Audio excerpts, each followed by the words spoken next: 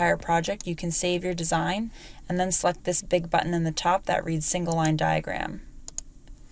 PVCAD is now looking for all individual modules that are connected through wires into your AC panel and will render a single line based off of this.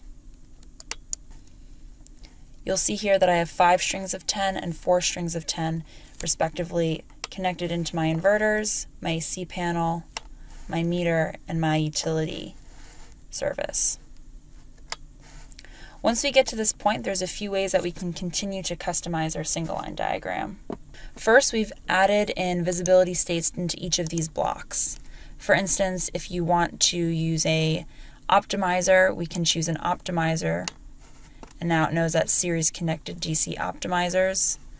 Anywhere there's a space in between blocks, you'll find a hidden block that's either a combiner box or some kind of disconnect.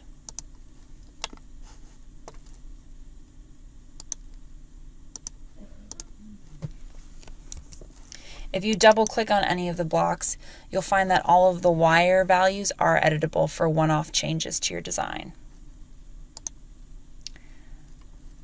We also have generic blocks in our PVCAD block library. If you'd like to continue and build out your single line with either our blocks or your own, you're welcome to do so.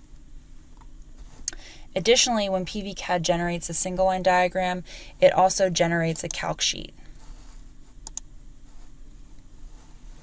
In this instance, we have tabs for each piece of equipment, but most notably we have a sheet set that provides calculations for your single line, including voltage drop, conductor size, and ampacity. Note that if you make manual changes to your single line, you will also have to manually update your calc sheet set.